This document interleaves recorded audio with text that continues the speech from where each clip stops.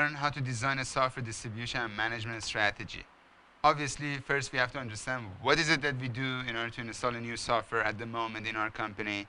And then we determine the software distribution and management needs, like perhaps things that have not been answered, part of the existing solution. Also, we have to evaluate software distribution and management options. First, we have to exercise different options and then find out which one is good and fits our environment. So in order to determine the current software distribution strategy, first we have to determine the current software management process.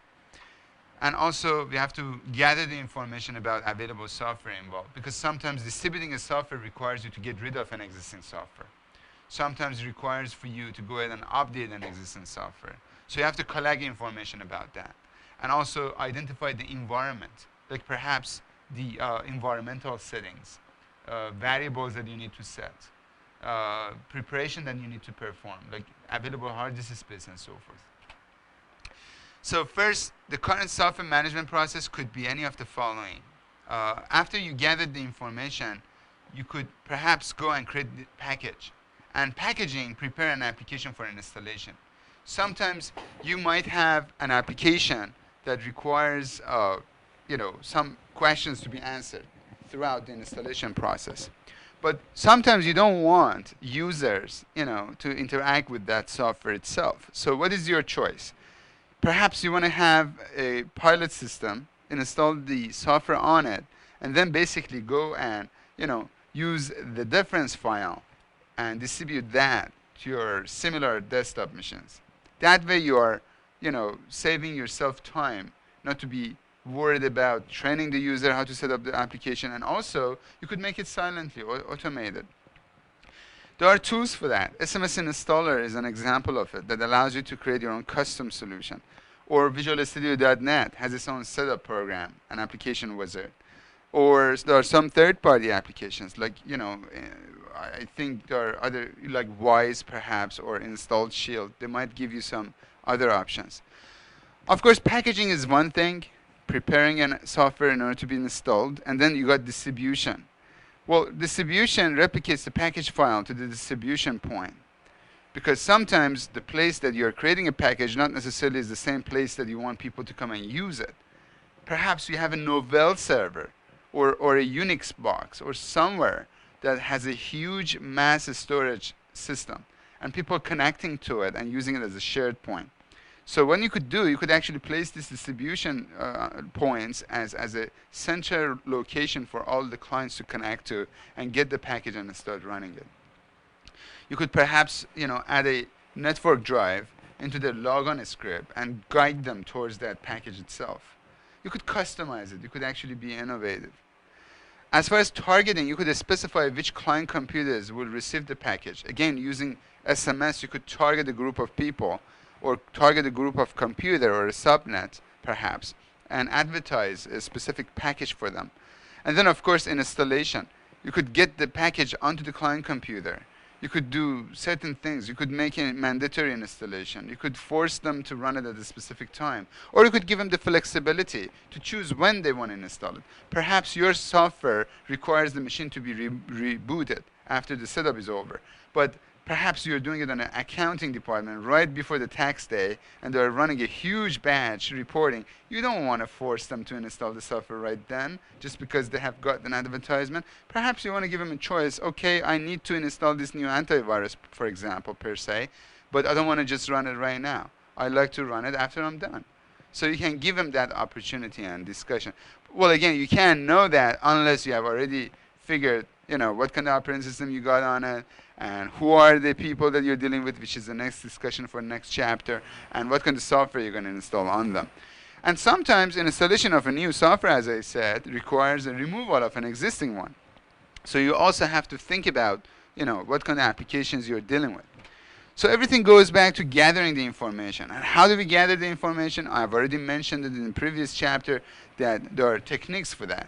You could create a questionnaires and ask them to fill it out and give it back to you, and you can monitor. In other words, you could create different questionnaires per department based on their needs, or create one common for all the people in your organization. Please try to involve everybody part of this process. Right. Even the end user that is not technical at all, that also could give you a feedback that you never thought of. You could do interviews directly if you don't get the answer, as I mentioned. And you mentioned yourself that sometimes, as far as the questioners, you perhaps get like 20% return. Sometimes you need to go and enforce that. Ask them what's going on, things that you're looking for. And brainstorming sessions. Have a meeting with other fellow, co-workers. Invite them into your own meeting. How many times has happened that people, have a meeting among themselves and they're making a decision for people that they're not even part of the meeting? And that's the wrong thing to do. I understand that they might not be technical, but it is extremely important because you are going to change their environment. I mean, I don't understand why some people don't even make them involved part of the meeting. It's extremely important to be part of it. In other words, the end user should be part of it. At least if they don't want to be part of it, you should have someone in your team that actually takes their side and tries to defend their rights on your team. They call it what? Product manager.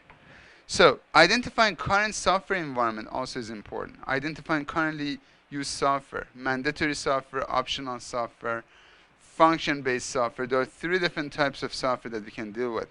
Well, mandatory software means no matter what, you have to install that for all available staff. Optional software, it depends on a specific or group of people. And then, of course, you got function-based software. It really depends on what they do. They might install the software or not. Also, you need to identify the user base. The locations of users, number of users are additional information that you need to have. Where are they located, perhaps? And how many of this software, how many of these users need to get the software at the same time?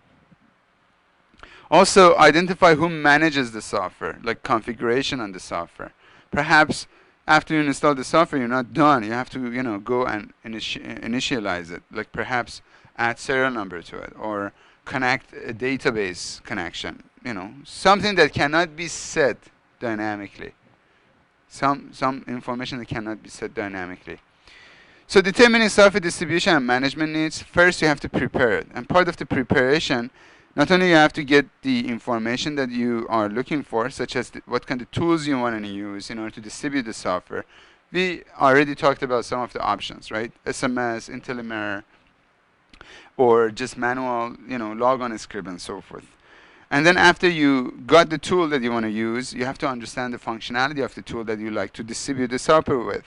And of course, you have to understand if the tool that you're using, has some sort of a, interaction or integration with CCM or configuration and change management. As far as the preparation, the software that you prepare for the distribution is important to be indicated. Whether your software vendors provide packages for the correct format, like SMS has a bunch of different compliance packages that you could take advantage of. As far as the distribution, after you prepared the package, you could specify, are you going to include all the source files part of the package, or you're pointing to a location? Because sometimes, package has to be transferred to the client, and you don't want to keep, populating the network.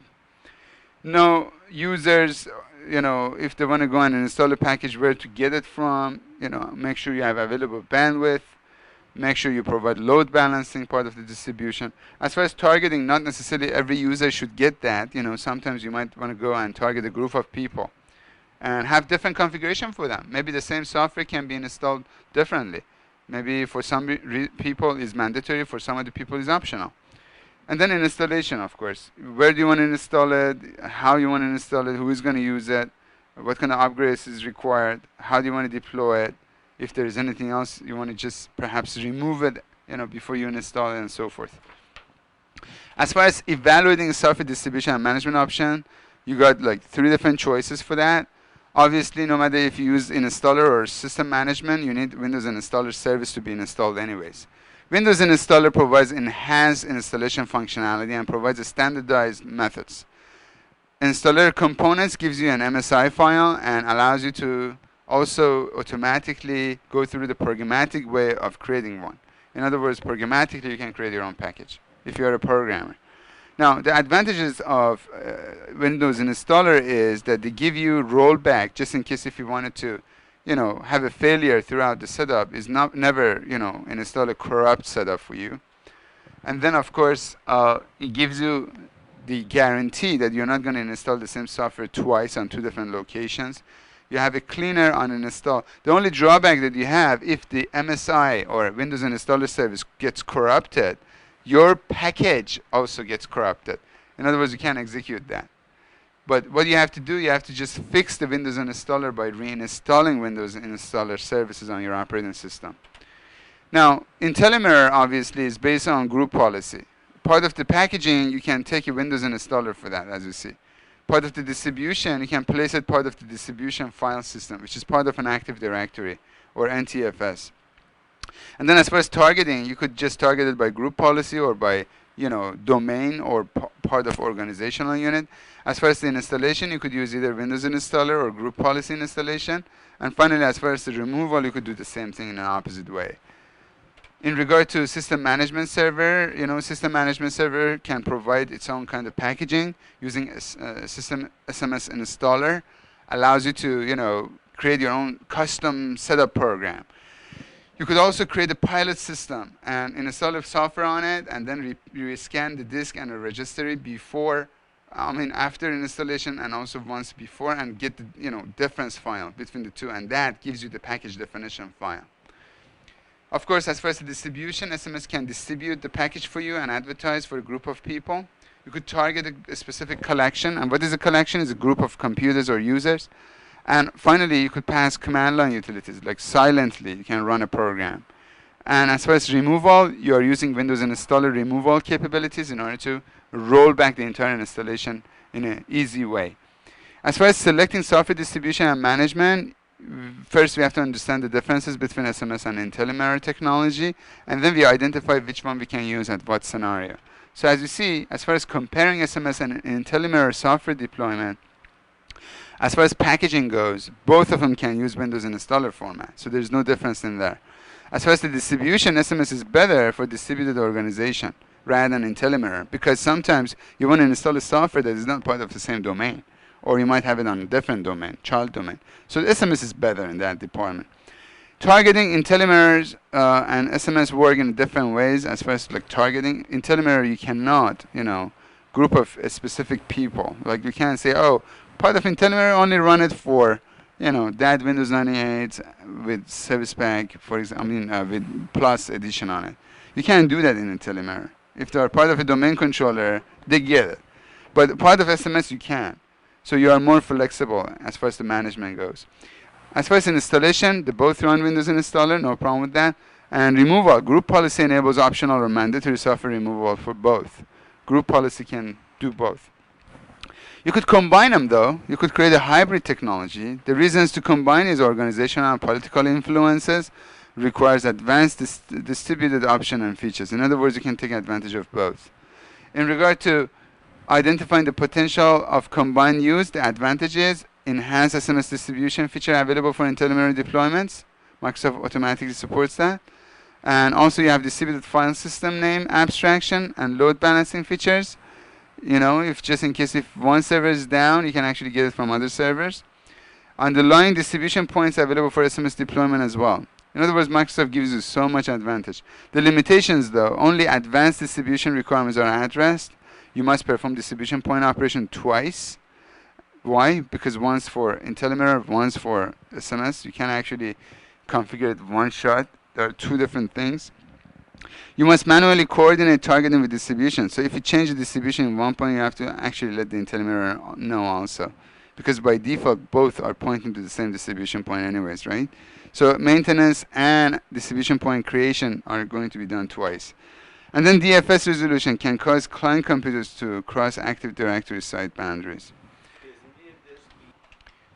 So how do we map technologies to organizational requirements? Consider that you want to have, for example, controlled software management solution. CCM solution gives you an automated deployment mechanism for software update or updates. Well, you could use group policy, Windows Installer, and SMS together. If you want to reduce the administrative overhead, CCM solution gives you the policy-based mechanism for software distribution. Again, you could use Windows Installer, Active Directory, group policy. As far as reducing IT overhead, You could reduce need for IT staff, in order to visit the computer client using SMS or IntelliMirror and group policy. Again, remotely you could manage, the software distribution. And finally, reducing the user downtime. Well, Windows Installer Group Policy and SMS gives you the capability in order to have a fast, efficient software installation. So there's a lab in which you're going to detect, what are the organizational software requirements for that.